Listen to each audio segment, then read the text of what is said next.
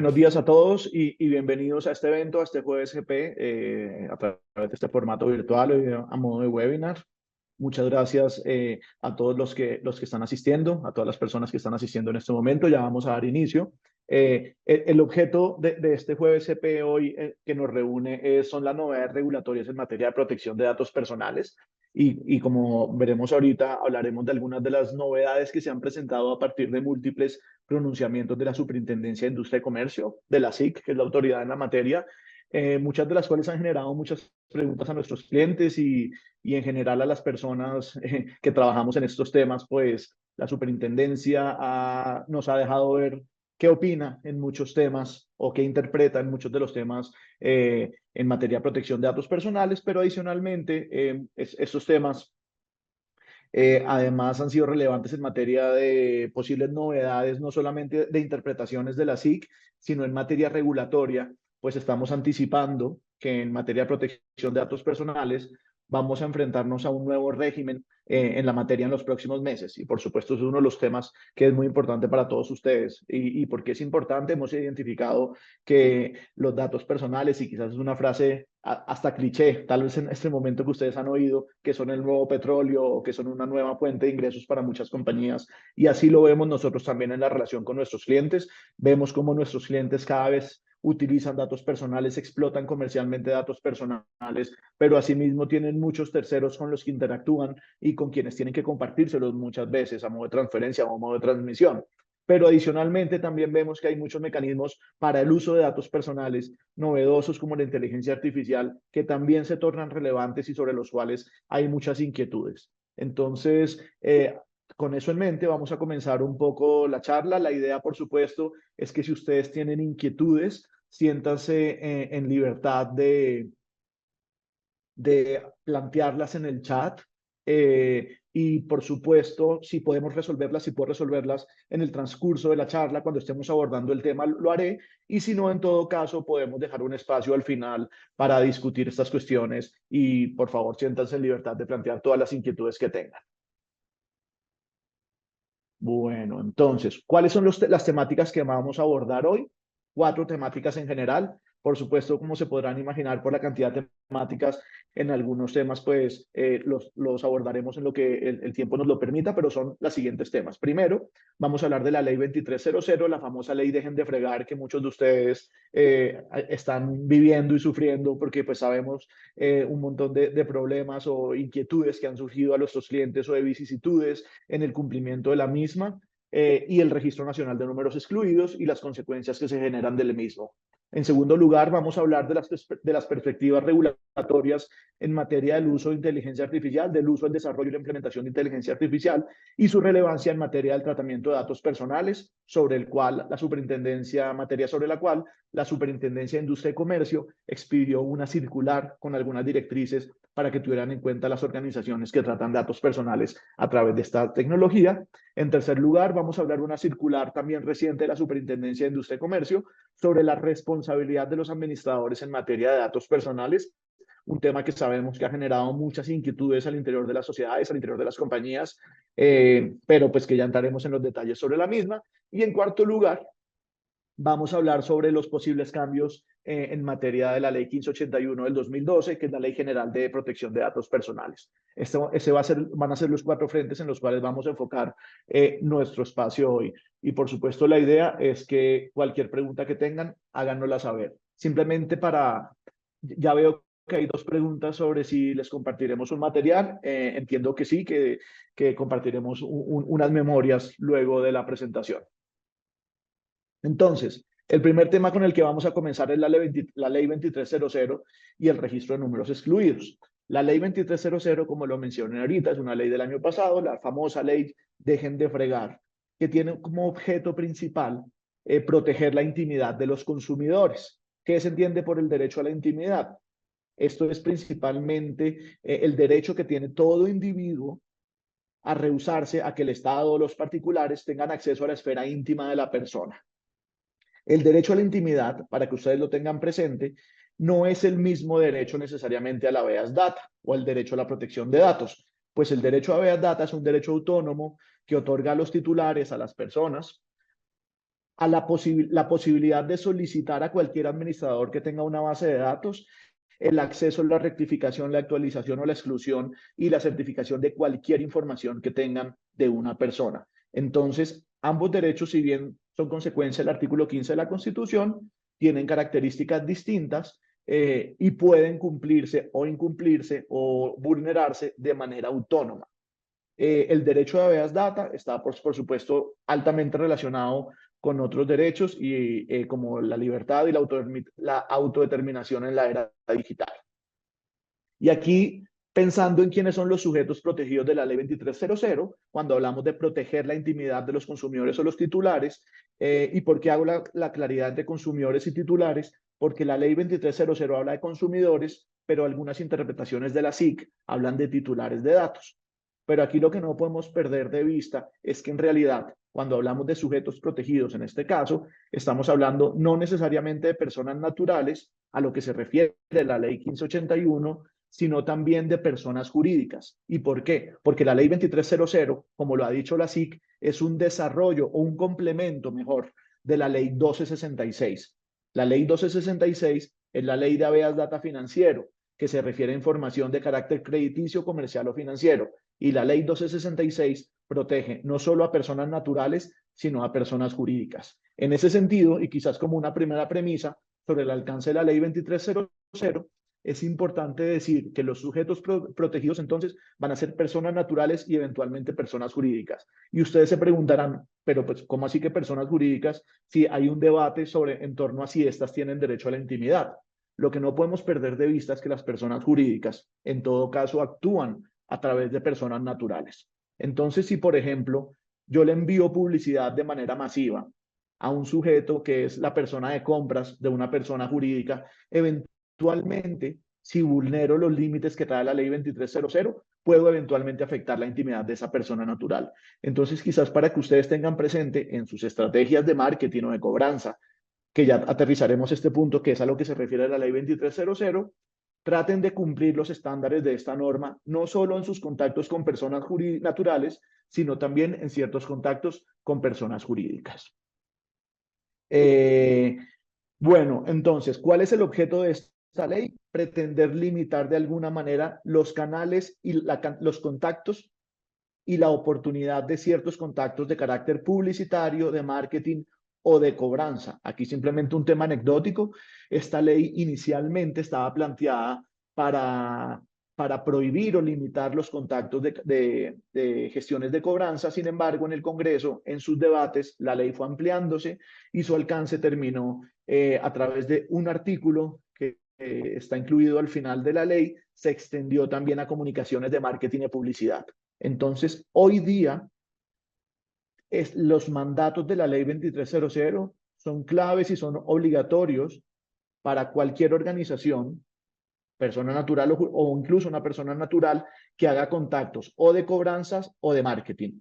Ustedes quizás se preguntarán, ¿pero qué otros tipos de contactos hace una compañía o hace una organización como el giro, como parte del giro ordinario de sus negocios? En realidad, uno podría casi que caracterizar que todos los contactos son o de carácter comercial, publicitario o de cobranza. Es, ahí, por supuesto, aquí hay un carácter muy subjetivo de parte del receptor del mensaje. Entonces, ¿qué recomendamos? Tratar de cumplir los estándares en todos los tipos de contactos. Por ejemplo, si usted va a hacer un contacto que está en una zona gris y no sabe si se refiere a algo comercial, de publicidad o de cobranza, porque, por ejemplo, está en unas tratativas de la celebración de un contrato o está haciendo la ejecución de un contrato o es una situación que no cabe específicamente, no se adecua perfectamente a las excepciones que la ley trae de la ley, pues trate de cumplir los estándares de la ley. Es decir, solamente envíelo en los horarios que están permitidos, que los horarios son de lunes a viernes, de 7 a 7, y los sábados en el horario de la mañana, un poco como los horarios de oficina. Los domingos y los festivos no se pueden enviar este tipo de mensajes y por supuesto en altas horas de la noche o muy temprano en la madrugada tampoco se pueden enviar. Entonces, ¿qué recomendación hacemos? Independientemente del tipo de contacto, traten de cumplir con estos estándares cuando sea posible. ¿Por qué? Porque no cumplirlos va a activar un riesgo y es que las personas se sientan agredidas o un poco vulneradas en su intimidad y puedan generar eventualmente una queja. La ley 2300 adicionalmente ordenó la adaptación del registro de números excluidos, que es una herramienta que maneja la Comisión de Regulación de Comunicaciones, pero este punto lo voy a desarrollar más adelante. Al igual que las competencias tanto de la Superintendencia Financiera como de la Superintendencia de Industria y Comercio sobre la materia, solo para que tengan desde ya claro, ambas entidades pueden eventualmente sancionar el incumplimiento y vigilan el cumplimiento de la ley 2300. Y para que lo tengan presente, esta ley ya fue declarada exequible por la Corte Constitucional. El debate que se dio en su momento era que esta ley regulaba el derecho a habeas data del artículo 15 de la Constitución, por lo cual su trámite debió haber sido un trámite de ley estatutaria. Sin embargo, el Congreso siguió un trámite de ley ordinaria.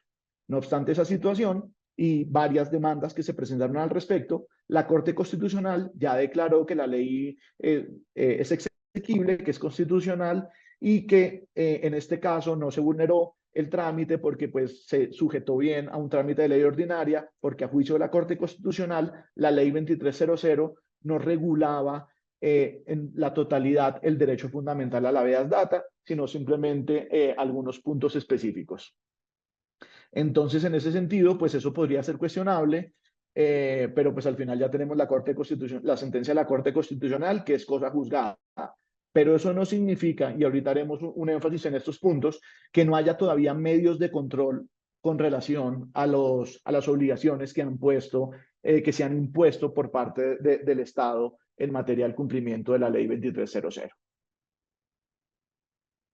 Como les decía ahorita, a través de la ley 2300, entonces se modificó el registro de números excluidos, que es una plataforma administrada por la Comisión de Regulación de Comunicaciones, a través de la cual uno puede consultar qué personas se han inscrito ahí, porque el efecto que tiene la inscripción de un titular en ese registro es que los administradores de las bases de datos tienen la obligación de consultar ese registro y si identifican que una persona natural está inscrita en el mismo, no pueden hacerles contactos de marketing.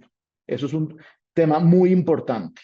Entonces, a través de una resolución, la CRC amplió el alcance del registro de números excluidos, el cual existía previamente para sus vigilados, para los proveedores de telefonía móvil y para los proveedores de contenidos y aplicaciones. Sin embargo, con ocasión de la ley 2300 y una orden contenida en esa misma ley, la CRC amplió el alcance del registro y creó la posibilidad que cualquier proveedor de bienes y servicios se inscriba, obtenga un perfil en el registro de números excluidos para que pueda consultar qué titulares, qué consumidores se han registrado en el mismo para efectos de dejar de recibir mensajes de marketing. Entonces, un poco cómo funciona el registro de números excluidos desde la perspectiva del titular respecto del consumidor. El consumidor se inscribe, yo Andrés Fernández me inscribo en el registro y digo, acepto unos términos y condiciones y pido que me dejen de contactar a través de los distintos medios, aplicaciones web, mensajes de texto, llamadas telefónicas o correos electrónicos. Y yo como titular puedo marcar cuáles, si quiero que me dejen de contactar en todas las opciones o en solo algunos de ellos. Eso respecto del titular. Y ustedes como empresas, ¿qué deben hacer?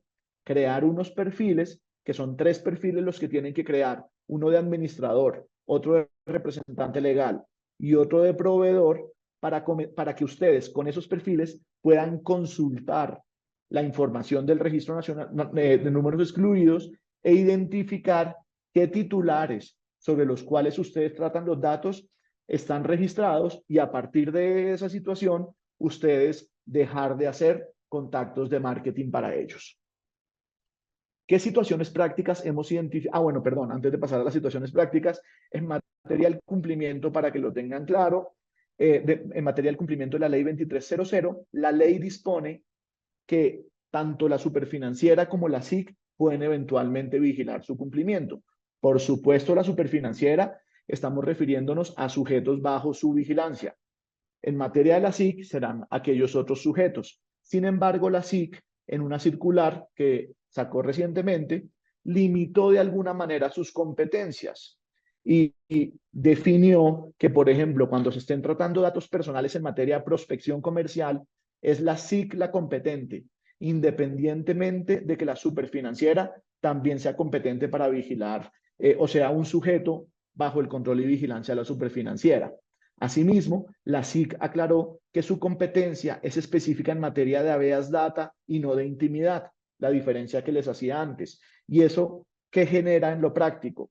Que la SIC es competente para vigilar las autorizaciones de los canales que se hayan dado y las autorizaciones, la existencia de las autorizaciones en sí misma. Es decir, si una empresa hace contactos comerciales sin autorización, pues por supuesto estaría incumpliendo una norma que vigila la SIC. Pero la SIC también aclaró que no hace parte de su competencia, como les decía, las vulneraciones a los derechos a la intimidad. ¿Y esto cómo se materializa? En la periodicidad y los horarios, en la indagación de motivos de incumplimiento o la confirmación de operaciones. Infracciones a esas situaciones, la SIC ya dijo que no es competente. De hecho, en un evento muy reciente, un delegado de la SIC, no el superintendente delegado, pero un funcionario de la SIC en la materia de la delegatura de Base Data, mencionaba cómo han recibido muchas quejas en materia de 2300, pero el 60% se refiere a una violación al derecho a la intimidad, lo cual, al no ser una competencia de la SIC le está indicando a los titulares que deben dirigirse al juez de tutela para obtener la protección de ese derecho. Entonces, también para cuando ustedes lo tengan presente, que si reciben una queja en materia de intimidad, pues por supuesto no es que no deban atenderla, pero también que tengan claro cuáles van a ser el procedimiento que se habrá de seguir según uno u otro. En unas situaciones prácticas que hemos identificado en materia de ley 2300 de manera muy rápida, primero, ¿cuáles son los efectos, cuáles son las consecuencias de identificar que una persona se haya suscrito, de que un titular se haya inscrito en el registro? Primero, que ocurre una revocatoria de la autorización. Me explico.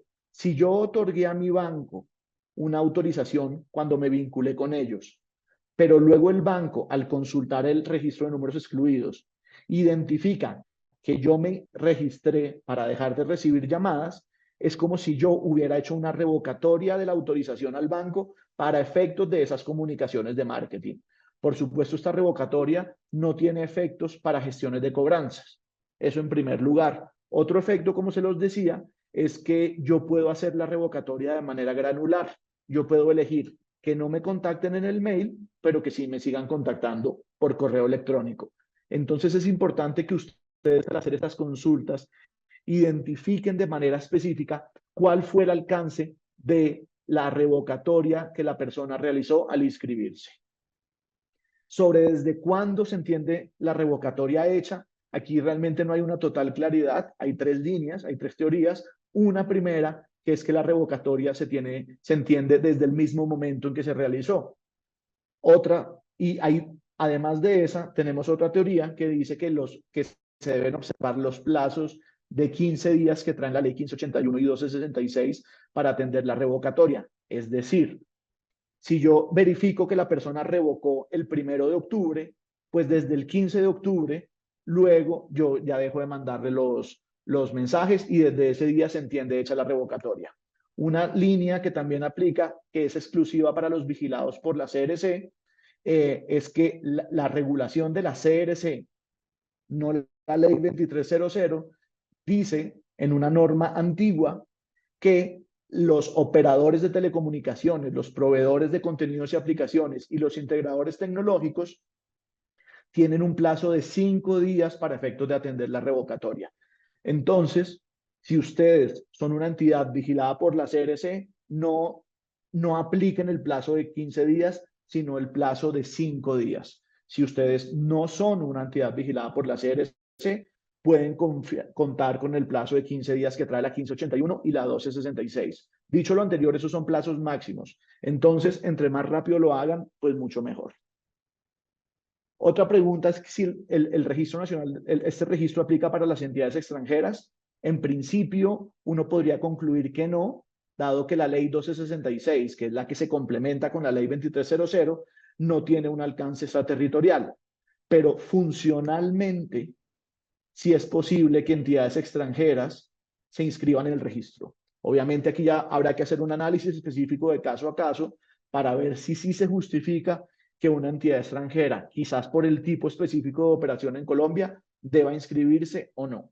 Pero pues en principio es una zona gris y sugerimos analizarlo caso a caso. Pero, insisto, la herramienta sí lo permite. Otra cuestión que hemos identificado práctica es qué pasa con el caso de los datos personales públicos. Me explico. Los datos públicos, por lo general, son los datos públicos como la relación, como la información, mi mail corporativo es información pública que no, sobre la cual no se necesita autorización. Entonces, ¿qué pasa si yo inscribo mi correo a fernandezdecastro@gomezpinzon.com? El sistema me lo permite y puede que una persona me envíe publicidad a ese correo con dominio Gómez Pinzón, que en principio es público y para el cual no necesitaban mi autorización. No obstante esa situación, nuestra recomendación es que si uno identifica que incluso un dominio institucional está inscrito ahí en el RNE, es mejor dejar de enviar los mensajes. Y eventualmente pueden volver a obtener la autorización explícitamente de la persona. Pero si hay una revocatoria, la recomendación es dejar de enviar mensajes. ¿Con qué periodicidad se debe revisar el registro de números excluidos? No hay una periodicidad específica, pero entonces sí es importante que lo hagan lo más frecuentemente posible, sobre todo antes de mandar campañas de marketing. ¿Por qué? Porque si ustedes le envían una campaña de marketing a una persona que está en el RNE, estarían de alguna manera actuando por fuera del mandato legal. Entonces es importante que se implementen procedimientos internos y que se adecúen a los procedimientos internos de datos personales sobre la consulta del registro y la depuración de la base de datos a partir del resultado. Es posible que el registro lo consulte un tercero. Por ejemplo, si yo soy un banco y tengo un call center, ¿el call center puede hacer la revisión por cuenta del banco? Funcionalmente es posible, porque cuando uno se registra, uno no marca la revocatoria específica por sujeto, es una revocatoria general respecto de todos los sujetos. Entonces, cualquier persona puede consultar cuáles son los titulares, por supuesto, con los tres perfiles, puede consultar cuáles son los titulares que se han inscrito. Y pues la periodicidad de los contactos, pues ya se los decía hace un rato que son de lunes a viernes en horario de oficina, solo se pueden enviar de 7 a 7 y los sábados en la mañana. Aquí, por supuesto, si ustedes necesitan que un tercero, que sea un encargado de ustedes o que es un contratista de ustedes, haga esa revisión, por supuesto, en los contratos esto deberá estar instruido de manera clara. Y es importante que eso quede claro cuál es el alcance de la obligación que asume un encargado o el tercero contratista en la materia. Ahora un poco vamos a hablar de la regulación en materia de datos personales de la inteligencia artificial.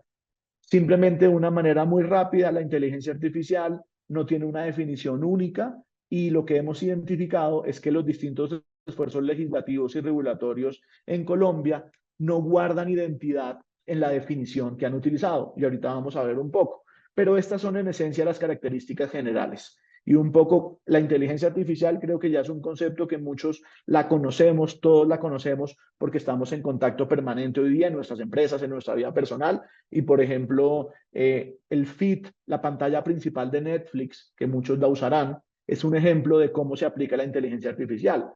Me explico. Cuando yo prendo Netflix un lunes o la prendo un viernes o la prendo un domingo, quizás las recomendaciones que me va a dar Netflix no son iguales y las recomendaciones que me va a dar a mí, por supuesto, no van a ser las mismas que le da a otra persona. ¿Y esto por qué? Porque detrás de esa pantalla principal, al igual que la pantalla principal de YouTube, hay un análisis de información específica de mí como consumidor, de mis gustos, de mis hábitos, de mi género, de mi edad, que es lo que lleva a que a través del análisis de toda esa información, Netflix me pueda proponer contenidos. Igual ocurre cuando conversamos con un bot. Hoy muchas veces con las aerolíneas, con la EPS, ya no hablamos con una persona física, sino que hablamos con una máquina a través de WhatsApp. Esas máquinas simplemente lo que hacen es recibir impulsos, que son nuestras inquietudes, nuestras respuestas, y a partir de una programación predeterminada, ese bot va arrojando respuestas. Y eso nos lleva un poco a ver cuáles son las características generales de la inteligencia artificial. Es un sistema basado en máquinas. A través de la tecnología del machine learning, ellos van aprendiendo, las máquinas van aprendiendo, máquinas que actúan de manera autónoma, por ejemplo el bot, no hay una persona detrás de WhatsApp de la aerolínea metiendo frases o hundiendo botones, simplemente el bot, el robot, la máquina va respondiendo de manera autónoma y se va adaptando de acuerdo con la información que va aprendiendo y los impulsos que va recibiendo. ¿Y qué hacen las máquinas? Realizan inferencias a través de los datos. Entonces, si el dato que tiene es Andrés Fernández, de 40 años, que vive en tal ciudad, que tiene tal cosa, me presenta tal información, yo le voy a responder esto. Entonces, a partir de un sinnúmero de datos que analiza, presenta recomendaciones, hace predicciones, toma decisiones o genera recomendaciones. Aquí simplemente quisiera dejar un mensaje muy importante y es que el uso de inteligencia artificial no excluye la responsabilidad de las personas. Y hay un caso que quisiera compartirles, fue una aerolínea en Canadá cuyo robot de WhatsApp concedió a un consumidor un derecho mucho mayor al que la ley confería en materia de un retorno. ¿Y qué dijo al final un juez cuando analizó esto? La aerolínea decía, es que eso no fui yo, fue mi robot. Y un poco el juez en Canadá, pero esto es una línea que se maneja en todos lados, el juez fue, el robot es usted, el robot es una recomendación, es una herramienta que usted utiliza y la responsabilidad en este caso es suya al haber dado esta respuesta. No puede descargar responsabilidad en los robots o no puede descargar responsabilidad en la inteligencia artificial. Entonces siempre tengan presente que la responsabilidad va a ser o del que la usa, del que la implementa o del que la desarrolla, sea una persona natural o sea una persona jurídica. En este punto simplemente quería decirles cómo hay una gran iniciativa legislativa y regulatoria en la materia de inteligencia artificial. No voy a entrar, porque no es el objeto del espacio de hoy, a hablar de cada uno de los proyectos de ley, simplemente para que ustedes sepan, miren, hay 5 proyectos de ley que buscan regular de manera específica la inteligencia artificial y hay 6 iniciativas, además, o sea, 11 proyectos en total que buscan tocar el tema. 5 que la buscan regular de manera específica y 6 que la buscan regular de manera tangencial. ¿Y por qué tangencial? Porque son proyectos que con un objeto distinto tienen artículos que buscan regular en mayor o menor medida el uso de la inteligencia artificial. Adicionalmente, tenemos un COMPES aprobado desde 2019 y un borrador de COMPES que actualmente está trabajando la Dirección Nacional de Planeación. Y un poco qué es lo que estamos viendo en este momento, y es algo que ya en el Congreso se está discutiendo la posibilidad de alguna manera de detener el trámite de todos estos proyectos y generar comisiones accidentales en el Congreso para unificar la línea regulatoria entre el Estado, entre gobierno y Congreso y presentar eventualmente un solo proyecto de ley que regule la inteligencia artificial. Porque todos estos proyectos además regulan cada uno cosas distintas, simplemente como para que lo tengan presente. Entonces, ¿cuál es mi recomendación aquí? Estén muy pendientes de estos proyectos, participen en lo que puedan, si hacen parte de gremios, motiven que los gremios participen en estos debates, porque estos proyectos, cuando se hagan ley, van a afectar a todas las personas que usan inteligencia artificial, que hoy día es prácticamente todo el mundo, porque si no la desarrollan, la usan en sus procedimientos internos. Y en el marco de este desarrollo muy prolífico de lineamientos y regulaciones en materia de inteligencia artificial, la SIC emitió una circular, que es la circular 02 del 2024, a partir de la cual dictó unos lineamientos en materia del uso de inteligencia artificial cuando tratan datos personales a través de la misma. Aquí quiero ser muy específico. Esta circular no se refiere a situaciones en las cuales se utiliza herramienta artificial y no se traten datos personales. Me explico. Si yo tengo una herramienta de inteligencia artificial exclusivamente para manejar inventarios o exclusivamente para identificar predios a través de imágenes de un dron que me permitan ver la productividad de una zona, tampoco estaría cubierto. Pero por el contrario, si yo utilizo inteligencia artificial, si soy una empresa que hace reclutamientos y utilizo inteligencia artificial para analizar las hojas de vida, sí me aplica. Si utilizo inteligencia artificial para hacer reconocimientos faciales, sí me aplica. Entonces, primer tema pendiente, solamente aplica esta circular para efectos de inteligencia artificial. Les anticipo que el superintendente delegado en materia de habeas data, en un evento académico que coincidimos la semana pasada, comentó que la SIC el año que viene va a sacar otra circular específica en materia de inteligencia artificial generativa. Esto no significa que la inteligencia la generativa no esté cubierta por esta circular. Sí está cubierta, porque la circular no distingue el tipo de inteligencia artificial. Lo que ocurre es que el año que viene van a sacar una complementaria donde se van a dar disposiciones y guías específicas en materia de inteligencia artificial generativa. Entonces, ¿a quién le aplica esta circular? A todas las personas que administren datos personales. Y aquí me refiero a todos los sujetos que por virtud de la ley 1581 o por virtud de la ley 1266 traten datos personales. Responsables, encargados, operadores de información, fuentes de información o usuarios de la misma.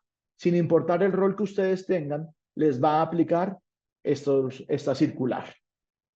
En particular, ¿cuál es el objeto de la circular? Y creo que nos vamos a enfocar quizás en los puntos más primordiales, es que siempre que se involucre el uso de datos personales, habrá que observar 4 criterios o 4 principios que la superintendencia considera, que son la idoneidad en el uso de los datos, que sea idóneo para alcanzar un fin, que sea necesario usar los datos a través de este tipo de herramientas, por supuesto un criterio de razonabilidad, que se persiga un fin legítimo, y asimismo que se observe un principio de proporcionalidad, y es que las ventajas que se obtengan de utilizar este tipo de herramientas pues no se superen por las desventajas o los riesgos que se le puedan causar a los usuarios. Entonces, todo esto lo hace la SIC a través con el fin de mitigar riesgos, y es un poco el espíritu de esta circular, que las entidades que tratan datos personales a través de estas herramientas logren mitigar los riesgos que se pueden causar para los titulares de los datos, toda vez que se ha identificado de manera ya muy general que a través de la inteligencia artificial pueden efectivamente afectarse los derechos de las personas. Otro punto que es muy importante, que no está explícitamente dicho, pero que es posible inferir, que es el numeral 3 que ustedes ven en pantalla, y es que siempre es necesario garantizar el derecho de información de los titulares. En particular, ¿a qué nos referimos con este derecho de información? Y lo hemos verificado con la Superintendencia de Industria y Comercio. Es un reflejo del principio de explicabilidad que existe en todas las regulaciones de inteligencia artificial. Y es la posibilidad que tenemos todas las personas que sabemos que nuestros datos son tratados por inteligencia artificial para la obtención de un resultado, de poder entender cómo se llegó a ese resultado. Me explico. Si a mí un banco me niega un crédito y ese crédito me lo negaron por decisión o luego de un análisis que se hizo en una herramienta de inteligencia artificial, y esa inteligencia artificial dijo, no es sujeto de crédito, y no hubo un humano que interviniera en esa decisión para verificar lo que hace la inteligencia artificial, yo por supuesto tengo el derecho de exigirle al banco, explíqueme por qué me rechazó el crédito. Y ellos tendrán que estar en la obligación de comentarme o explicarme qué fue lo que ocurrió. Entonces es importante que ustedes tengan en cuenta eso. Como les decía, esto principalmente es para manejar los riesgos e incluso la Superintendencia de Industria y Comercio menciona que cuando no sea posible determinar con un nivel alto de certeza los riesgos que se puedan causar a los titulares o los daños que se puedan causar a los titulares, en esas situaciones es mejor abstenerse de utilizar este tipo de herramientas o tratar los datos a través de este tipo de mecanismos. Asimismo, la superintendencia propone que cuando se usen herramientas de inteligencia artificial para efectos de hacer analítica de datos, lo mejor es implementar y la mejor manera de cumplir y de mitigar riesgos es utilizar una técnica que llaman privacidad diferencial. ¿Y qué se entiende por privacidad diferencial? Es una técnica a través de la cual la analítica se hace sin revelar la información de las personas que proporcionaron los datos. Esto, por supuesto, es algo que quizás se puede aplicar en algunas hipótesis cuando yo necesito analizar información agregada. Yo, por ejemplo, solamente necesito identificar en un grupo de 1000 personas cuántos hombres y cuántas mujeres muestran X o Y tendencia de manera agregada y anonimizada. Pero sin duda en muchas situaciones no será posible realizar o aplicar técnicas de privacidad diferencial y será necesario hacer analítica específicamente con los datos personales. ¿Qué inquietud me genera esto? Pues que la SIC plantee que esta es la manera a través de la cual se debe cumplir, porque pues sin duda hay situaciones prácticas donde esto no es posible y que son necesidades legítimas y finalidades legítimas que las compañías pueden realizar. Pero la recomendación que les dejo es, cuando sea posible, realicen ejercicios de analítica con inteligencia artificial sin usar datos personales. Otra recomendación que da la Superintendencia de Industria y Comercio es evitar estas técnicas de acceso a datos públicamente accesibles. La Superintendencia ha dicho de manera repetida que el hecho que un dato sea públicamente accesible no lo convierte necesariamente en un dato público ni en un dato que uno pueda usar. Entonces, si en sus compañías ustedes utilizan técnicas de web scraping, que es recoger información que es fácilmente accesible o públicamente accesible en sitios web, pues la SIC ya dijo que eso es una práctica riesgosa y que eso no se puede hacer si no se tiene autorización específica del titular al que se refiere la información públicamente accesible. Entonces, para que ustedes lo tengan presente, si son de las compañías que suelen utilizar técnicas o estrategias de web scraping para aumentar su base de datos, tengan claro que eso es una actuación riesgosa que la SIC puede reprochar. Entonces, eventualmente se puede hacer, pero en ciertas condiciones. Y adicionalmente, la SIC da una instrucción o una interpretación y nos dice que cuando se estén desarrollando, perdón, que los desarrolladores y los diseñadores de inteligencias artificiales o estas herramientas siempre deben realizar evaluaciones de impacto de la privacidad a través de las cuales se identifiquen los riesgos que se pueden generar y eventualmente se adopten medidas correctivas sobre la herramienta para mitigar dichos riesgos. Simplemente quiero dejar aquí presente que en particular la directriz de la SIC está dirigida, esa en particular, a desarrolladores y diseñadores, la de realizar evaluaciones de impacto. Sin embargo, dado otras recomendaciones que ha dado la SIC, es recomendable que las empresas que vayan a utilizar, que no, o sea, no las que desarrollen, sino las que van a usar las herramientas, también hagan evaluaciones de impacto o hagan un ejercicio de identificación de riesgos previo al uso de este tipo de herramientas. Ahora vamos a seguir con la tercera de las circulares que sacó la superintendencia en estos días, pues en estos días es en los últimos 2 meses, que es la circular 3 de 2024, que ha generado muchas preguntas, que se refiere de manera específica a la responsabilidad de los administradores en el tratamiento de datos personales. Simplemente para que ustedes lo tengan presente, a pesar de que la circular es nueva, este no es un tema que sea nuevo en las discusiones de la Superintendencia de Industria y Comercio. De hecho, desde hace varios años, la Superintendencia de Industria y Comercio ha dicho en varias de sus decisiones en donde ha sancionado a compañías, ha resaltado la importancia de la responsabilidad que tienen los administradores en materia del cumplimiento de la norma de datos personales. Y esta responsabilidad un poco siempre la ha derivado como un efecto de la responsabilidad derivada de la Ley 222 de 1995, unida a las obligaciones de accountability o de responsabilidad demostrada que tienen las compañías con ocasión de la Ley 1581. Entonces, al juntar la Ley 222 más 1581, la superintendencia ha mencionado en varias de sus decisiones la posibilidad de eventualmente sancionar a los administradores, de sancionar e incluso imponerles una sanción pecuniaria en caso tal de que los administradores incumplan sus obligaciones o por cuenta de alguna manera, de alguna actuación dolosa o negligente de los administradores,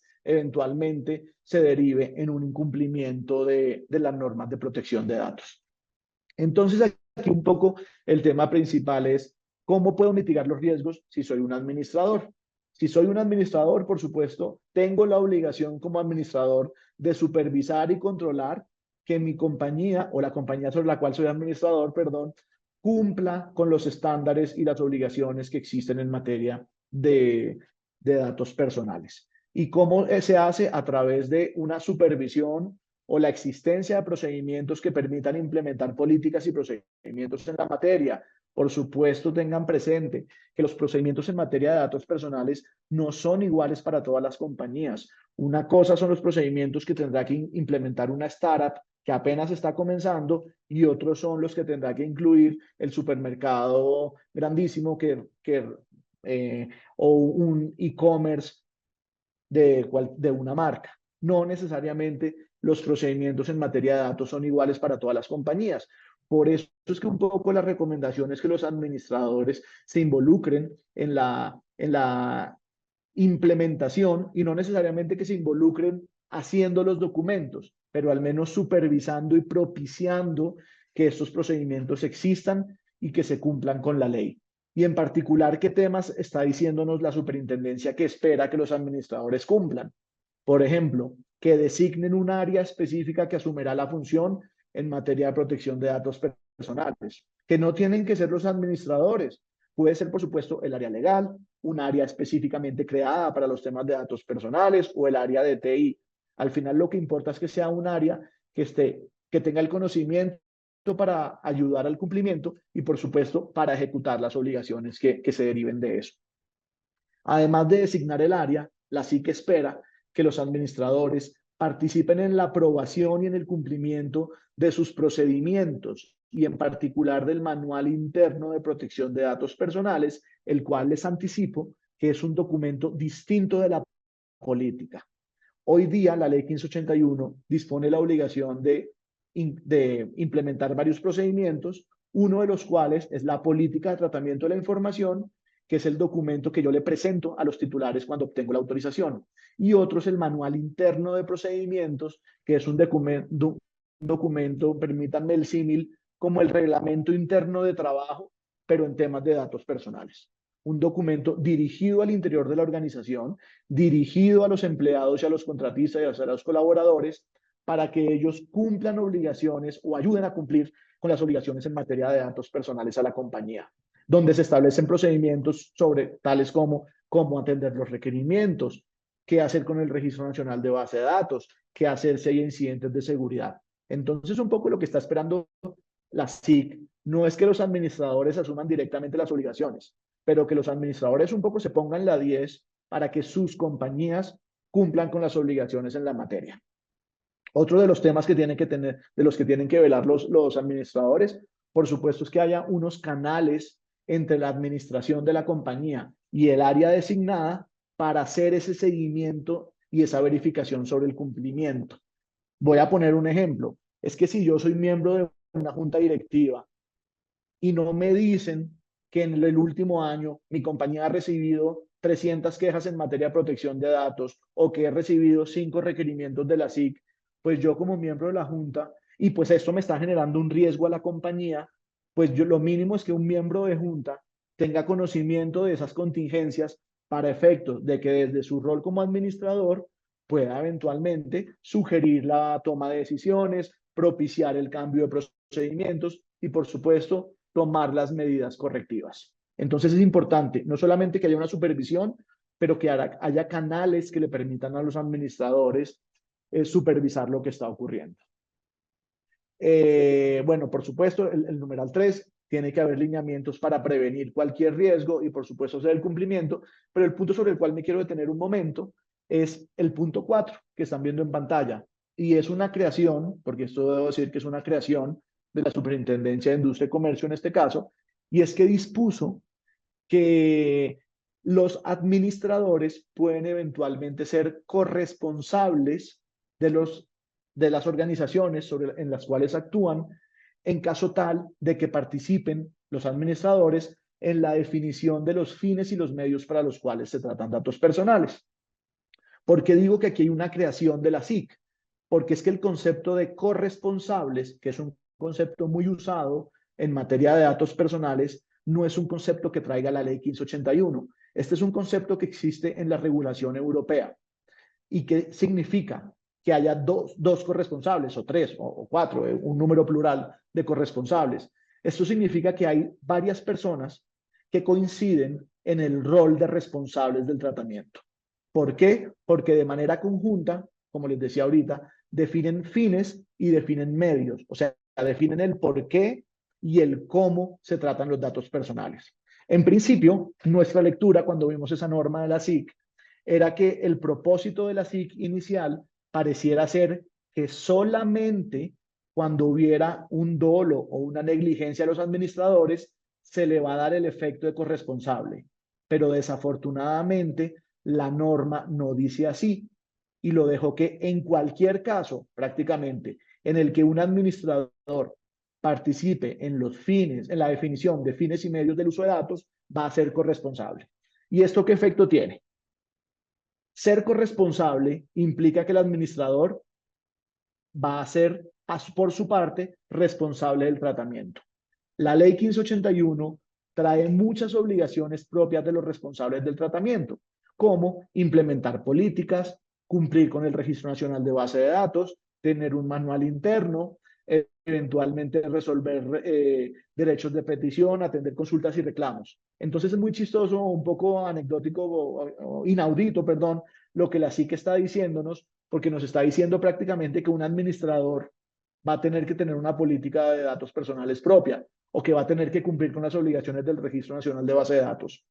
A nuestro juicio, con los análisis que hemos hecho, pues esto es una obligación que no se compadece de los administradores, no es algo que deba ser propio de los administradores, sobre todo porque dependiendo del tipo de organización, muchas veces, y sigo con el ejemplo de los miembros de junta directiva, un miembro de junta directiva eventualmente nunca participa en la definición de los fines o los medios a través de los cuales se usa un dato. Sobre todo, si yo soy el miembro de junta directiva de un banco, obviamente las campañas de mercadeo del banco no las definen los miembros de la junta. Los miembros de la junta no están diciendo, ah, mire, usted va a recoger datos, úselo para X y Y. Eso no es así. Pero ¿dónde sí ocurre? Y es el problema que le estamos viendo principalmente. Es en las compañías pequeñas, en las startups, en las MIPIMES. ¿Por qué? Porque por la propia lógica operativa de estas compañías, muchas veces el mismo accionista es el representante legal, es la persona que además hace otras acciones. Entonces el administrador en esas startups, en esas MIPIMES, sí interviene en la definición del día a día de las condiciones de tratamiento. Entonces es un poco inaudito que esto pase, porque es como si le estuvieran poniendo una carga más a las empresas pequeñas que a las grandes.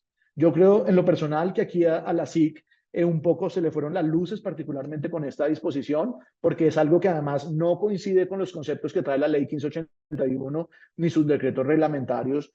No es un concepto que traiga la ley colombiana y creo que en la práctica al final va a traer más problemas que beneficios esta decisión, sobre todo porque además no tiene en cuenta todos los efectos que conlleva ser responsable del tratamiento para una empresa o para una persona. Entonces, ¿qué creemos nosotros? Creemos que aquí hay espacio y estas circulares externas de la SIC, sobre todo estas particulares que están creando obligaciones, son actos administrativos susceptibles de discutir ante la jurisdicción contencioso administrativa. Entonces creemos que en lo particular este numeral específico que ordena a los administradores o que interpreta que los administradores pueden ser corresponsables es una de esas disposiciones que podría ser susceptible de controversia ante los jueces, puesto que crea unas obligaciones que en principio podrían parecer excesivas, puesto que igual hay un régimen de responsabilidad de los administradores que está en la ley 222, que no es del resorte de la SIC, Entonces, de alguna manera, pues es un poco inaudito que la SIC esté definiendo obligaciones de algo que quizás no es de su resorte. Y un poco ya pasando, y ya en estos últimos minutos, a qué está pasando con el régimen general de protección de datos personales y qué anticipamos que va a pasar seguramente este semestre o a inicios del semestre próximo. Anticipamos un cambio en el régimen general de datos personales. Simplemente un contexto general. Tenemos las siguientes normas que aplican en la materia: el artículo 15, que es el derecho de habeas data, del cual se derivan el derecho de habeas data y el derecho de intimidad. Tenemos la ley 1266, que es la ley que regula el habeas data financiero, la ley 1581, que regula el habeas data de manera general, y el decreto 1377, que regula, que es un decreto reglamentario de la ley 1581. Un poco los proyectos que existen en este momento o que se van a debatir en los próximos días buscan modificar la ley 1581, no la ley 1266. Entonces, lo que se busca modificar es el régimen general en materia de protección de datos personales que existe en Colombia, que es la ley 1581. Entonces, en este momento existen dos iniciativas para modificar dicha ley. Una iniciativa, que es el proyecto de ley 152 de 2024 de Cámara. La iniciativa la tiene ahí la representante María Fernanda Carrascal, y este es un proyecto que busca derogar de manera completa la ley 1581 para reemplazarla con un nuevo texto normativo muy inspirado en la norma europea en la materia. Por otro lado, hay otra iniciativa que no se ha presentado formalmente. Es una iniciativa que viene de la SIC y del Ministerio de Comercio, que ya nos anticiparon que se va a presentar en los próximos días, y esta iniciativa legislativa no busca derogar la totalidad de la ley 1581, sino hacer una reforma quirúrgica, algunos puntos. Es simplemente, pues para que lo tengan presente, el proyecto de ley de la representante Carrascal, el 152, ya fue presentado en la legislatura anterior y no hubo voluntad del Congreso para su aprobación. El proyecto de la SIC pareciera que genera mucho más consenso, porque no busca borrar de un tajo la ley 1581, sino solamente modificar aquellos puntos específicos que generan de alguna manera algún ruido sobre el tema. Y un poco aquí a continuación, lo que les quiero explicar son aquellos puntos específicos que identificamos que se modifican en uno y otro proyecto y que como tanto podemos anticipar que son los puntos que van a salir adelante. El primero de ellos es la aplicación territorial de la ley. Hoy día la ley 1581 tiene una aplicación territorial limitada a Colombia, al tratamiento de los datos que se hacen en Colombia. Y la SIC, solamente a partir de algunas interpretaciones que en lo personal no comparto y que han sido cuestionadas no solamente por nosotros desde Gómez Pinzón, sino por muchos otros profesionales en la materia, la SIC ha interpretado que la ley le aplica a entidades extranjeras, no obstante que la ley 1581 no lo dispone así. ¿Esto de dónde lo concluye la SIC? A partir de aplicaciones e interpretaciones del uso de cookies. Pero ¿qué ocurre? En ambos proyectos ya se hace explícita la aplicación extraterritorial. O sea, ese debate que hoy día tenemos de si la ley 1581 aplica o no extraterritorialmente va a quedar zanjado con cualquiera de los dos proyectos porque ambos lo disponen. Otro tema que es muy importante son las bases de legitimación para el uso de datos. Hoy día, y ustedes lo sabrán en sus empresas, los datos los datos personales solamente se pueden utilizar con la autorización del titular. En caso tal de que se aprueben estas iniciativas, los datos personales se podrán usar con otras bases legitimadoras, como ocurre hoy día en Europa, que no es solamente la autorización, sino, por ejemplo, el interés del titular, la celebración de un contrato, la ejecución de un contrato con el titular. Obviamente estas bases, cada una tendrá unas condiciones específicas que habrá que cumplir en caso tal de que las leyes terminen, de que alguna de estas leyes termine siendo aprobada. Entonces, un poco para que ustedes tengan presente, hoy día sigan obteniendo autorizaciones, pero si estas regulaciones eventualmente se aprueban, perdón, pues quizás eso le va a permitir a las empresas ajustar muchos de sus modelos actualmente de recopilación de información para suprimir en algunos puntos eventualmente la obtención de esa autorización. Este es un punto que creemos que es muy importante. Eso fue uno de los puntos o de las banderas de la norma europea o de los puntos principales de la norma europea cuando la aprobaron y que seguramente va a revolucionar el sistema de protección de datos aquí en Colombia. Se incrementan los requisitos de información en ambos proyectos a ser presentados a los titulares. Hoy día la ley trae una lista muy específica de 5 o 6 situaciones que se debe informar a los titulares. Ambas leyes o ambos proyectos buscan incrementar la información que tiene que ser presentada. Incluso se está buscando que uno tiene que decir todos los nombres de los destinatarios con quien uno comparte la información.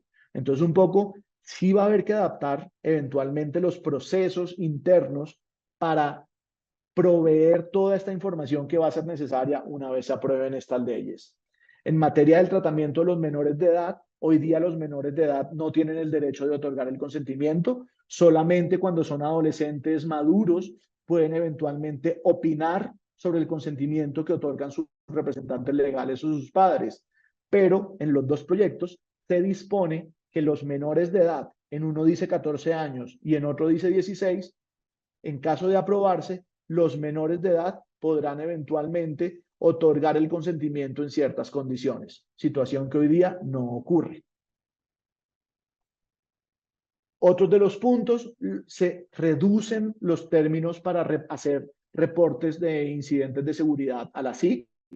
Hoy día, cuando una compañía o una persona en general sufre un incidente de seguridad, tiene un plazo de 15 días hábiles para hacer el reporte ante la SIC. En los dos proyectos, ese plazo se reduce a 72 horas, que ese es el plazo que aplica en Europa. Entonces, miren cómo vamos a pasar de 15 días a 72 horas, que son 3 días. Entonces, es una reducción bastante fuerte que va a obligar a las empresas a que robustezcan sus procesos de identificación y mitigación de incidentes de seguridad, porque los plazos ahora van a ser mucho más apretados.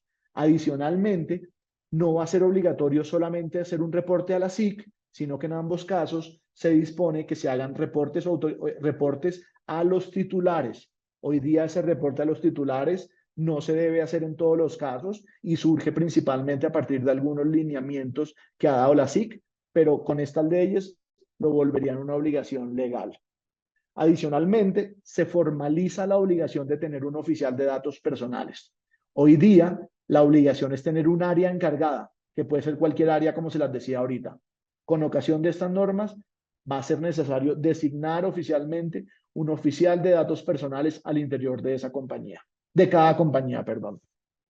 Otro tema es que se van a obligar formalmente a hacer evaluaciones de impacto y aplicar los principios de privacidad desde el diseño y desde el defecto para proteger los datos. Y quizás un tema bastante crítico es que se van a incrementar los valores de las multas. Hoy día las multas se calculan en función del valor de los salarios mínimos legales y hay una cuantía máxima que dispone la ley que son, si no me equivoco, 2.000 salarios mínimos mensuales, es la pena máxima o la sanción máxima que puede poner la Superintendencia de Industria y Comercio por incumplimientos de obligaciones de datos personales. Ahora, con estos nuevos esquemas de multas, las multas se podrían calcular en función de las cifras financieras de los estados financieros que incluyan de cada compañía. Por supuesto, ¿eso qué va a terminar? Que las compañías más grandes serán objeto de multas más grandes, incluso quizás mucho más altas de las que han sufrido hasta hoy, y pues las más pequeñas, en cuanto sus números pues sean menores, pues van a tener una multa proporcional a su tamaño. Esta es una fórmula que se ha manejado en Europa, pero que ha determinado que las multas hoy día sean súper cuantiosas y que, por ejemplo, en Europa sean muchísimo más altas a las que se imponían con la ley anterior. Entonces, un poco, pues por supuesto, es una motivación para que en caso tal de que se aprueben estas normas, las empresas pongan la casa en orden, aunque pues no es excusa para no tener la casa en orden hoy. Y por supuesto, independientemente de que se aprueben estas leyes o no, tenemos la ley 1581, la cual aplica en todas las hipótesis que estamos diciendo, que hemos visto en este espacio. Y para que ustedes lo tengan presente, El hecho que existan unas directrices específicas de la superintendencia en todos estos temas no significa que estos son los únicos temas que tengo que observar. Me explico. Por ejemplo, en temas de inteligencia artificial.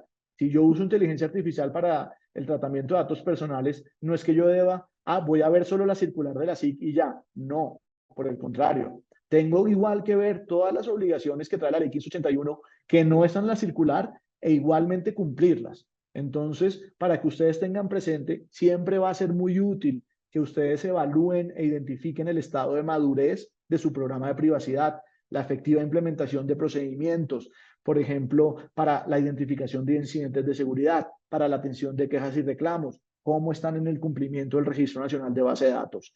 Los programas de privacidad en realidad son unos programas vivos que deben estar permanentemente revisándose y actualizándose. ¿Y esto por qué es? Porque es que los mecanismos y los usos de datos personales que hace una organización son muy variados en el tiempo. Entonces, yo puede que en una época esté haciendo X y Y cosa en enero, pero cuando llego a junio estoy haciendo X, Y, Z, A, B y C.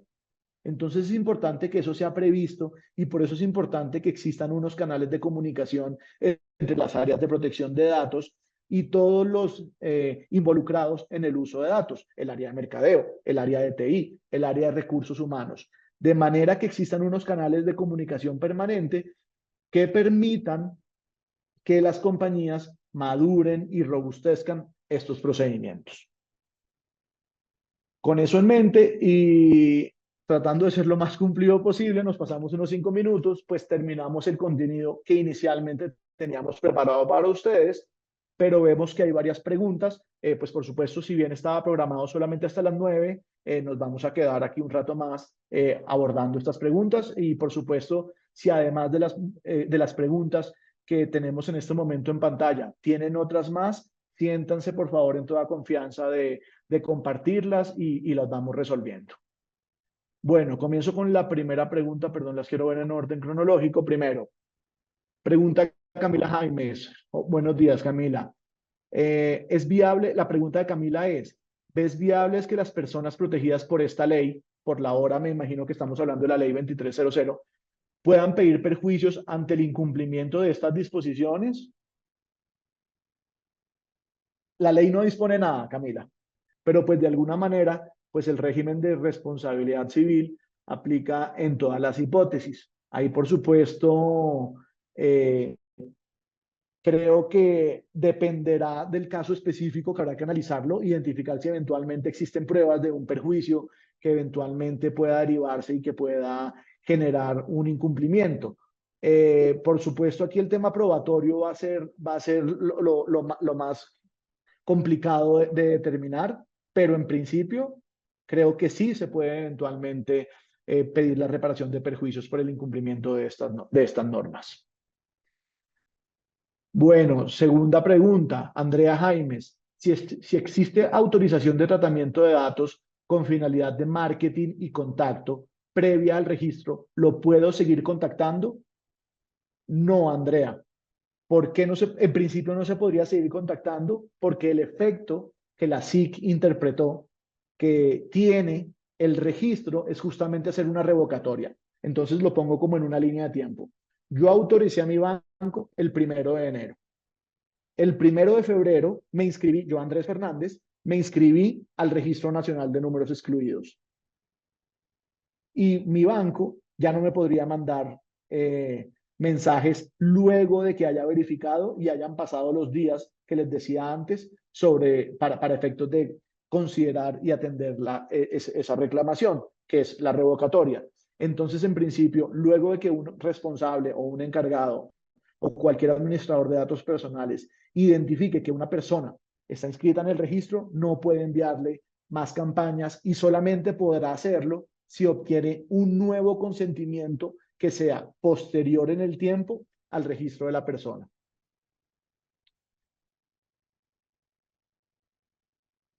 Otra pregunta nos hacen, Abril González, que si el registro es automático, porque creo que puede ser conflictivo si una persona se registró ayer y hoy la empresa decide compartir determinada campaña. Justamente, Abril, ese es el problema práctico que hemos identificado que las empresas están enfrentando, pero como lo decía antes, hay unos plazos que sugerimos que las empresas consideren para efectos de dejar de enviar esas comunicaciones. Es automático en el sentido en que desde el día que yo me inscribo aparezco, pero la consulta que se hace de manera individual, sujeto por sujeto, permite ver la fecha en la cual yo me inscribí. Y así el responsable o el administrador de los datos puede calcular la fecha en la cual me tiene que dejar de enviar mensajes.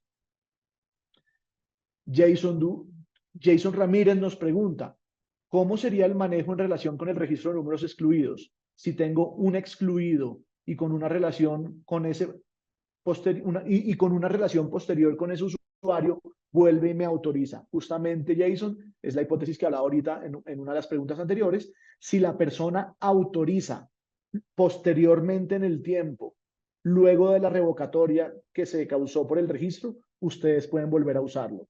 Pero si no tienen esa revocatoria, perdón, si no tienen esa autorización posterior al registro, no podrían contactarlo porque estaríamos en una hipótesis de revocatoria. Omar León, creo que aquí ya cambiamos de tema a inteligencia artificial. Si la inteligencia artificial que desarrolla mi compañía no procesa datos personales y no los almacena, ¿es recomendable aplicar en todo caso las tareas de la circular? Pues lo que pasa es que en principio, Omar, no serían aplicables, toda vez que, como les decía, solamente se refieren a situaciones en las que se traten datos personales. Eh, pero pues por supuesto, el uso de herramientas de inteligencia artificial conllevan unos riesgos que van mucho más allá de los datos personales. Por ejemplo, en materia del uso en materia de la protección de otros derechos, como por ejemplo los derechos derivados de la propiedad intelectual. Entonces, por supuesto, sí es importante que ustedes vean si se genera un riesgo en ese punto o si, por ejemplo, si existe algún sesgo que pueda ser determinado por los programadores, que surja a los programadores. Hay que evitar que haya sesgos en esa decisión.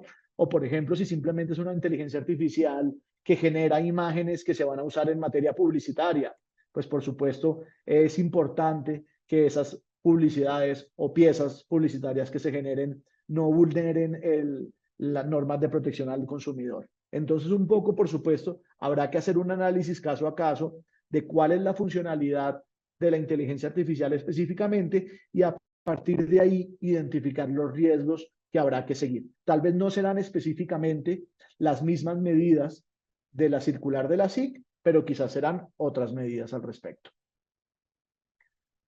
Un asistente anónimo nos pregunta, en relación con las autorizaciones de los titulares otorgadas antes de la vigencia de la circular 2, se recomendaría obtener una nueva autorización.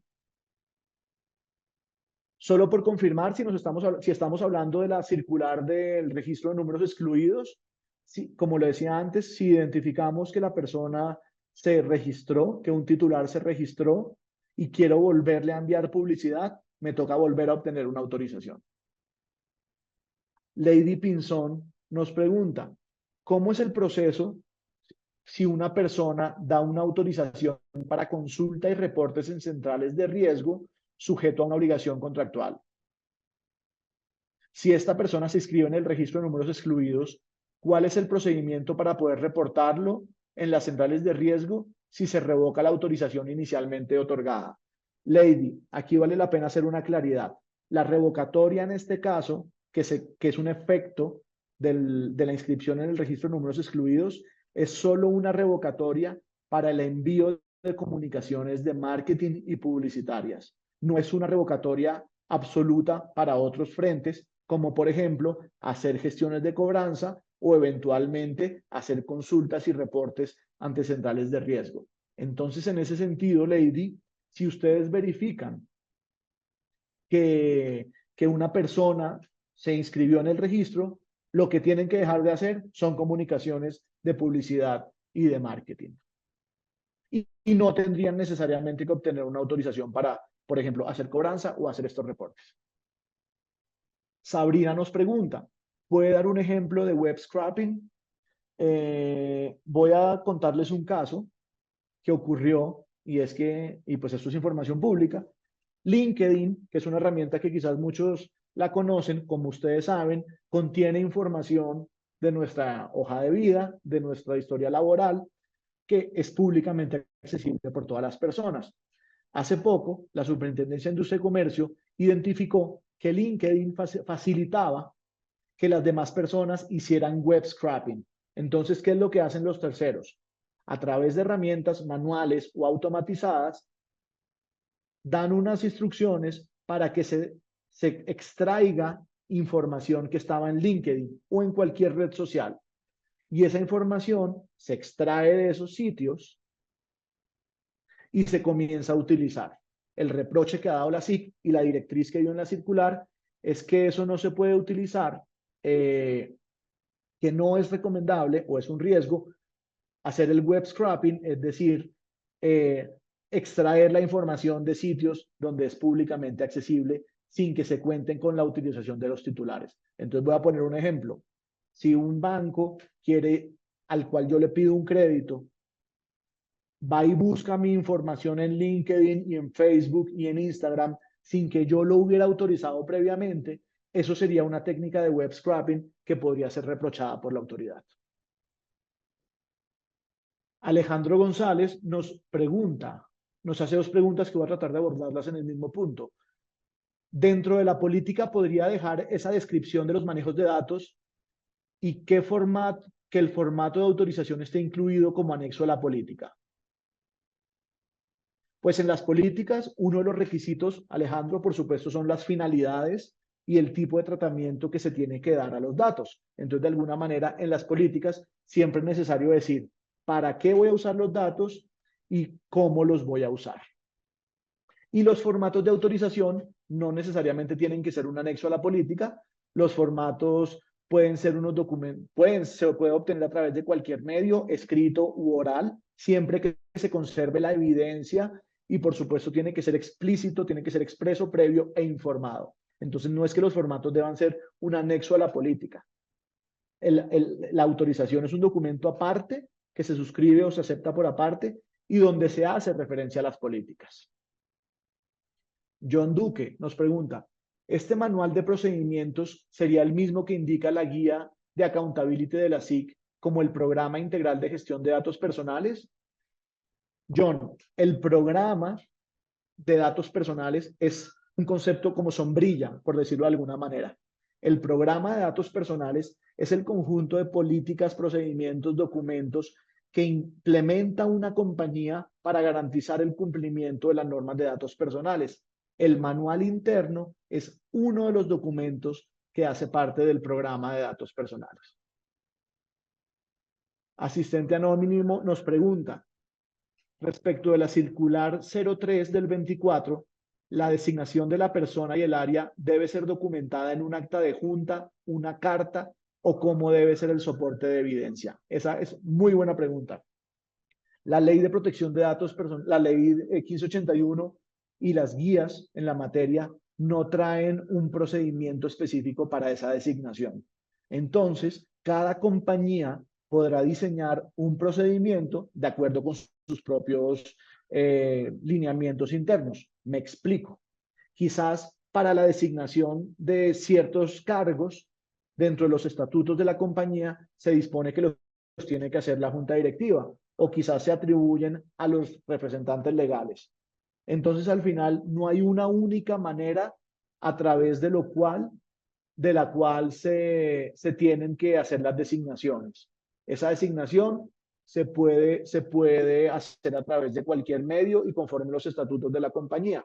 Lo que sí es importante es que existan como unos reportes específicos, que eso también es parte de la accountability, que existan unos procedimientos claros de cómo se hace esa comunicación entre los administradores y el área encargada y que existan, por supuesto, soportes del cumplimiento de lo mismo. Yuranio Campo nos pregunta, ¿podríamos ampliar, por favor, la información sobre cómo proceder en los siguientes panoramas? El cliente me había autorizado previamente a su registro en el registro a contactarlo y me autoriza con su posterioridad al registro a contactarlo. Justamente, Yurani, como lo hablábamos ahorita, si y repito la misma línea de tiempo, si yo autoricé a una compañía el 1 de enero, pero el 1 de febrero me inscribí en el RNE, desde el 1 de febrero quedó revocada la autorización. Y si ustedes me quieren volver a enviar mensajes, ustedes podrían obtener una nueva autorización y esta tiene que ser posterior al registro en el registro de números excluidos. Y si esto es así, después de esa nueva autorización, pueden volver a contactarme. Insisto, quiero dejar muy claro esto. La revocatoria que se deriva de la inscripción en el registro de números excluidos es solamente para comunicaciones comerciales y de marketing, no para el resto de finalidades. Fernando González nos pregunta, a partir de lo dispuesto en la circular 3, ¿cuál debería ser el rol de los miembros de junta? Esto, por cuanto lo usual es que sean el presidente y el equipo directivo de la administración quienes emiten y aprueban los lineamientos, políticas y manuales, designan al oficial y definen los canales de comunicación. Fernando, la ley ni la circular trae algo específico que deban hacer los miembros de junta directiva. Aquí, por supuesto, dependerá quizás de los estatutos de la organización y los lineamientos que cada organización quiera definir internamente. Entonces, no necesariamente los miembros de junta harán X y el representante legal hará Y. Al final, la organización es la que podrá definir qué funciones deba tener el representante legal, qué funciones deba tener la junta directiva.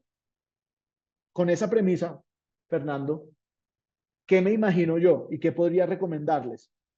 Pues lo mínimo que debería pedir la junta directiva es, cuando menos, un reporte general de cumplimiento. Oiga, y eso se le puede pedir al representante legal como parte también, o incluso al área designada. Tenemos un área designada, tenemos procedimientos, la organización sobre la cual soy miembro de junta está haciendo tareas para cumplir con estas obligaciones. Creo que al final lo mínimo que uno debería pedir como miembro de junta directiva quizás es verificar que se estén haciendo y propiciar que se impulse el cumplimiento de las normas en la materia. Pero creo que al final hay libertad de cada organización definir cómo se hace. Paola Espejo nos pregunta, ¿nos pueden indicar de manera general el alcance de la implementación de los PIAs, de las evaluaciones de impacto?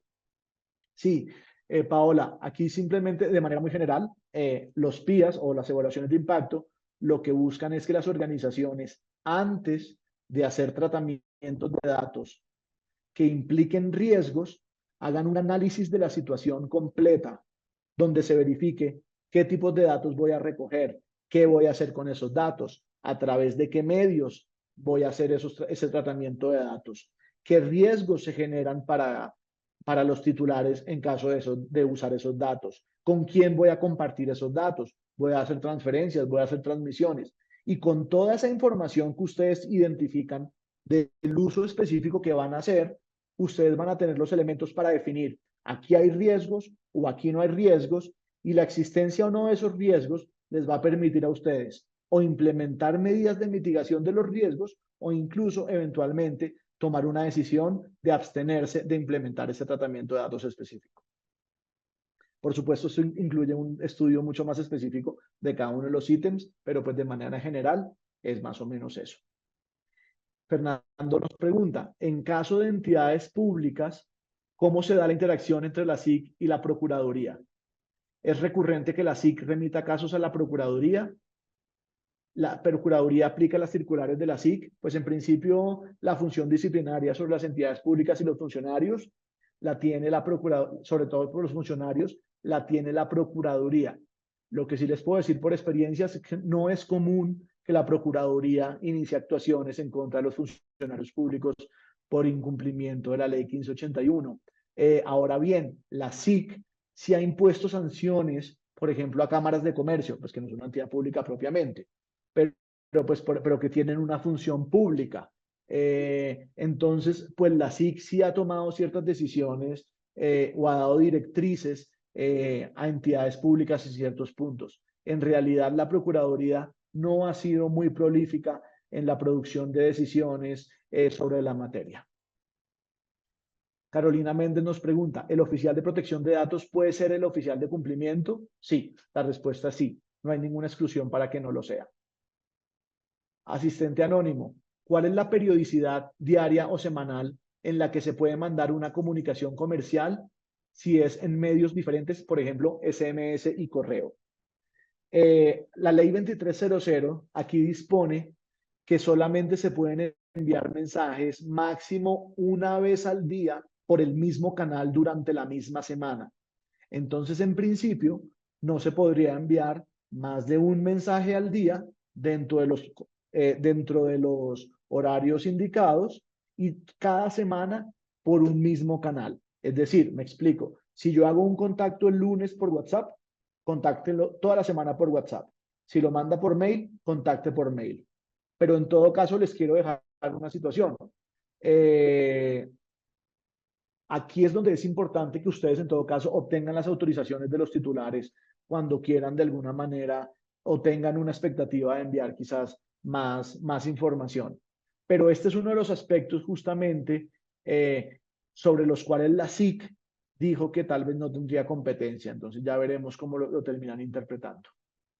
Omar nos pregunta que si existe algún instructivo para realizar el registro de la compañía en el registro de números excluidos. Sí existe en el portal de la Comisión de Regulación de Comunicaciones. Hay un video, de hecho, donde explican paso a paso cómo hacer el registro. Quiero ser muy franco, no es un registro fácil de hacer. Es un registro difícil, pues difícil, no imposible, pero pues es complicado más que difícil, porque pues es necesario recopilar varias información, son 3 perfiles los que se tienen que crear, entonces no es imposible, pero lo que sí hemos oído de muchos de nuestros clientes y por nuestra propia experiencia, es que no es fácil, pero es dispendioso, por decirlo de alguna manera. Ángela Ricaurte nos pregunta, si yo autorizo el tratamiento de datos a mi acreedor para que me reporte a centrales de riesgo en caso de incumplimiento de pago de mi obligación crediticia y posterior a ello ingreso a la plataforma para revocar, ¿mi acreedor podría reportarme en centrales de riesgo? Sí, como lo decía en una pregunta anterior, sí se pueden hacer reportes, puesto que el único efecto práctico del registro en el RNE es la revocatoria en materia de envío de comunicaciones comerciales y mercantiles. El resto de finalidades siguen vigentes, incluido la consulta y el reporte ante centrales de riesgo.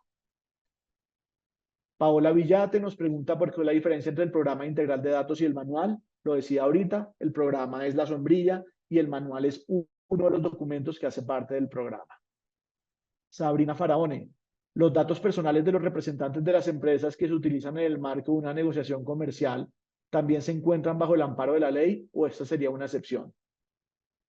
Todos los datos, sin excepción, públicos o privados, con dominios institucionales o personales, de alguna manera, pueden eventualmente hacer parte del Registro Nacional de Números Excluidos. Lo que pasa aquí, Sabrina, es que va a ser necesario identificar cuál es el tipo de contacto que estoy haciendo. Porque, por ejemplo, si el contacto que yo quiero hacer con el representante legal está excluido de la norma, igual voy a poder seguir haciéndolo. Asistente anónimo.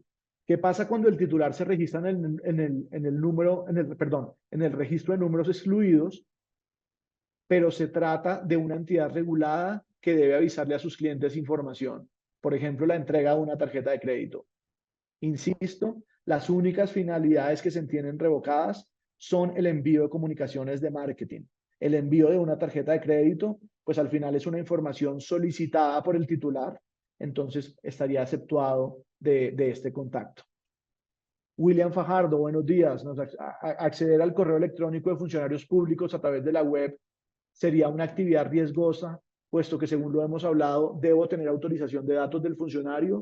Este caso, William, es muy interesante porque la información relativa a la profesión y oficio de un sujeto, por ejemplo, mi correo electrónico que está publicado en la página de Gómez Pinzón y que, por ejemplo, se los tengo publicado en este momento en pantalla, o el correo electrónico de un funcionario público que está en el sitio web de la entidad, es información que se entiende como información pública y como tal, en principio, yo no requeriría autorización para usarlo. Pero, ¿qué pasa? Si luego de que yo hice la extracción de ese correo, yo recibo una revocatoria de la autorización de esa persona o verifico que esa persona se inscribió en el registro de números excluidos, pues sí va a afectar la posibilidad de usar esa información como tal. Andrea Jaimes nos pregunta, ¿el registro de la ley 2300 no permitiría contactar en temas comerciales y publicidad en temas de cumplimiento de funciones públicas?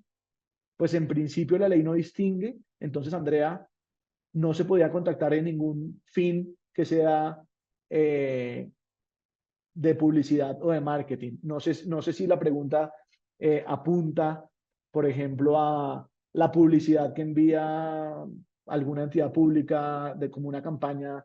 En principio, si es una comunicación de publicidad, no se podría enviar. No distingue entre agentes públicos o privados.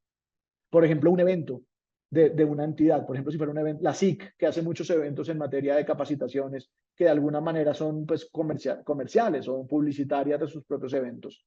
Si la persona se inscribió, no se podría eventualmente. Laura Torres. Si la empresa entrega el equipo de cómputo al trabajador para el desempeño de sus labores, ¿la información contenida en este equipo sería propiedad de la empresa? ¿Es posible conservar copia de la información? Bueno, Laura, esta pregunta pues en principio no hacía parte de los temas que hablamos, pero te respondo. La información que se administre por un empleado de una empresa a través de uno de los medios otorgados por la empresa para el ejercicio de sus funciones, como puede ser su equipo o su computador, es de la empresa. Por ejemplo, las bases de datos. Si yo tengo acceso a la base de datos de clientes de mi empleador, pues esa base de datos es de mi empleador, no es mía. Y yo como empleado no puedo extraerla porque estaría generando un incumplimiento de la ley a mi empleador. Entonces, simplemente para que ustedes lo tengan presente, pues los empleados no podemos extraer información que sea de la compañía. Y además eso incluso podría ser un delito informático, un acceso no autorizado a una información. Entonces, pues en principio no podemos hacerlo. La información es del empleado, del empleador en ese caso. Asistente anónimo nos pregunta, teniendo en cuenta que no hay claridad sobre la validez de la corresponsabilidad, ¿qué deberían hacer las empresas de cara a sus administradores? Esto es una recomendación práctica, que los administradores se involucren en la supervisión, seguimiento e implementación de un programa efectivo de cumplimiento de protección de datos personales. Que sea un tema que no tiene que ser el tema más importante de la compañía, porque seguramente las compañías y los administradores tienen muchas funciones, pero pues por supuesto que sea un tema que los administradores impulsen que se cumpla al interior de la organización. Angelita Pantoja nos pregunta, ¿cómo las empresas pueden verificar si los usuarios están en el registro de números excluidos para enviar publicidad? A través del registro de las empresas. Asimismo, en el portal de la CRC, ustedes pueden crear un perfil y a través de ese perfil pueden hacer las consultas. Las comunicaciones relacionadas con salud también aplican esta regulación. Por ejemplo, comunicaciones de recordatorio de medicamentos o confirmaciones de citas. Yo creo que la información de una confirmación de una cita podría eventualmente estar excluida, que es importante que ustedes envíen una información que sea, recuerde que su cita está al día, y que luego no diga, recuerde que la cita está al día y le peguen 5 banners con publicidad. Porque, como les decía antes, al final esto va a ser muy subjetivo del receptor.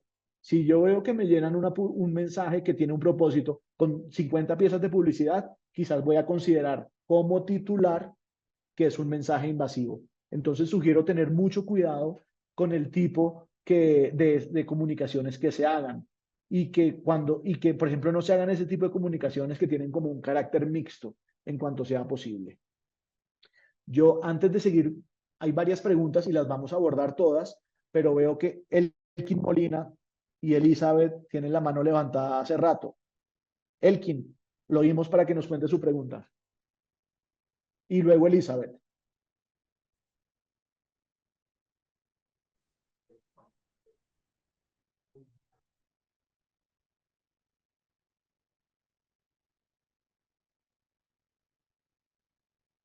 Elizabeth, que tienes el micrófono abierto. Comencemos con Elizabeth entonces.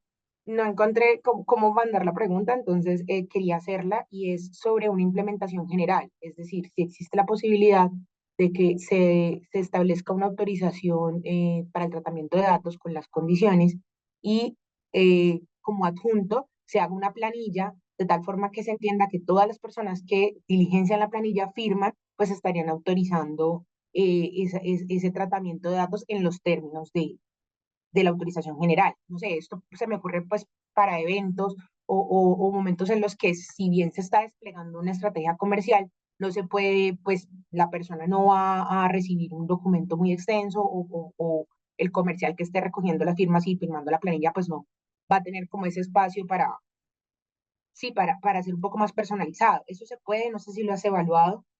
Sí, lo hemos evaluado y sí es posible. Al final, por supuesto, Elizabeth, va a depender de cómo se construya la planilla, porque no es hacer una planilla con solo celdas de Excel y ya. Esa planilla, en todo caso, va a tener que tener ciertas condiciones que reflejen las declaraciones que hacen cada una de las personas que suscriben esa planilla. Entonces, no es imposible hacerlo, pero para hacerlo hay que seguir ciertos lineamientos. Y pues, por supuesto, simplemente pues tener presente pues que esas planillas habrá que conservarlas porque van a ser la prueba del consentimiento de muchas personas. Pero en principio, te puedo confirmar, Elizabeth, podría ser posible hacerlo en ciertas condiciones. Listo, muchas gracias. Y Elkin, que también tenía la mano levantada, no sé, Elkin, si sigue por ahí. Hola, no, buen día. No Buenos sé si, días. Elkin está en mute, por si acaso. sí, qué pena. No levanté la mano. No sé por qué aparezco con mano levantadita. Ok, perdón. Discúlpame. Listo. Gracias, Elkin. Seguimos entonces con las preguntas que nos mandaron por escrito. Perdón, íbamos aquí. Mayra Alejandra Betancourt nos preguntó, quisiera preguntar sobre la interpretación de la circular 03 sobre administradores. ¿Esta circular aplica a todas las entidades o solo a las entidades de naturaleza comercial y empresarial? Mayra, la SIC no discrimina, es decir, aplica a todos. Elizabeth Banguera, bueno, aquí veo, es la misma pregunta que nos hacía ahorita. Asistente anónimo nos pregunta que si conozco la primera condena por delito de datos personales.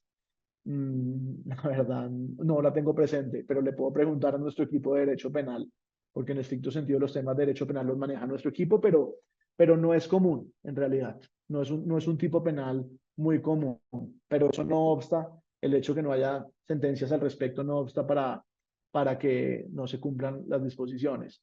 Marcela Fonseca nos pregunta, dentro de los proyectos de ley, ¿se modifica algo con relación a las consultas que hacen las fuentes en entidades públicas como policía, procuraduría, rama o inclusive en listas restrictivas? ¿Existe posibilidad de perder estas fuentes de consulta?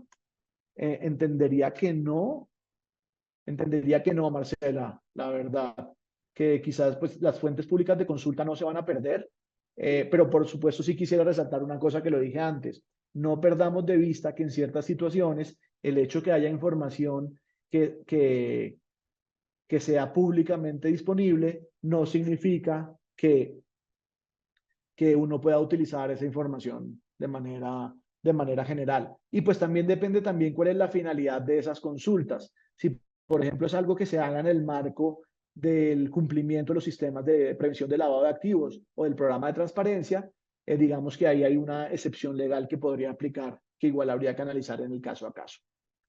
Asistente anónimo. Actualmente es obligatorio el nombramiento de un oficial de protección de datos.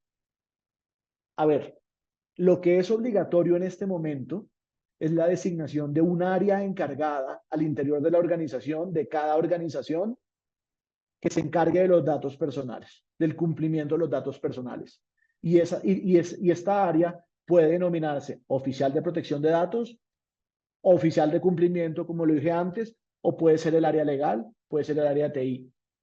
Hoy día no hay una obligación que se llame oficial de protección de datos, pero en los proyectos de ley anticipamos que sí va a ser así. Ahora bien, la Superintendencia de Industria y Comercio ha dicho o ha recomendado, expidió una guía sobre la designación de oficiales de protección de datos personales, que cuando uno la ve, en realidad refleja lo que les acabo de decir. Hay que designar es un área encargada sobre el tema. Sigamos. Asistente anónimo, ¿cuándo es necesario o recomendable conformar un comité de protección de datos además del oficial de protección de datos? Eso es un tema sobre el cual las compañías tienen total libertad. ¿Cuándo es recomendable, por así decirlo? No es obligatorio. En primer lugar, puedo decir, no es obligatorio contar con un comité de protección de datos. Pero ¿cuándo es recomendable? Cuando, por ejemplo, mi compañía es una compañía de base tecnológica donde la pepa de mi giro ordinario de mis negocios son los datos personales, quizás podría ser recomendable. Creo que al final eso es una decisión que se analiza caso a caso también, también en ciertas situaciones. Entiendo que la superintendencia financiera en algunas instancias está solicitando a algunos entes que tengan un comité de protección de datos personales, pero pues esto no es una obligación legal, en principio. Jason nos pregunta, ¿cuáles son los 3 perfiles que se crean para una persona jurídica en el registro nacional, en el registro de números excluidos? Son el perfil del representante legal, el perfil del administrador y el perfil del proveedor de bienes y servicios. Hay que crear, perdón, de productor o proveedor. Hay que crear los 3 perfiles para efectos de poder hacer las consultas. Sandra Esquivel nos pregunta, si se usan datos del certificado de existencia de representación legal para verificar listas restrictivas, ¿se debe tener autorización?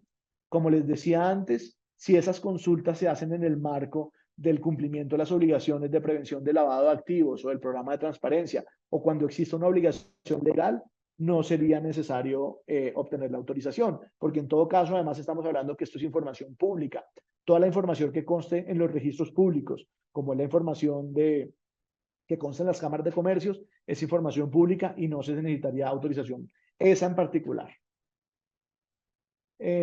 Carolina Méndez, ¿hay un término para la implementación de estas nuevas disposiciones? No, no hay ningún plazo, entonces es inmediata la implementación.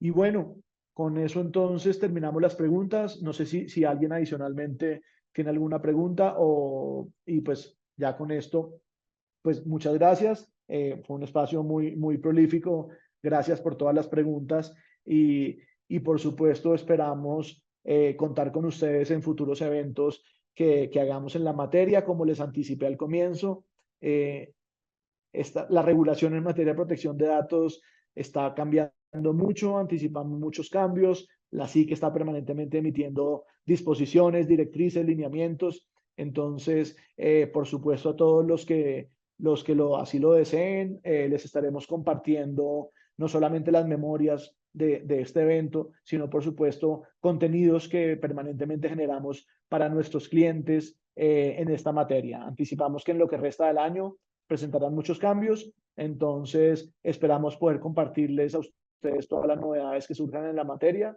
Muchísimas gracias por acompañarnos y los esperamos no solo en este, sino en todos los eventos que Gómez Pinzón tiene para ustedes. Muchas gracias a todos.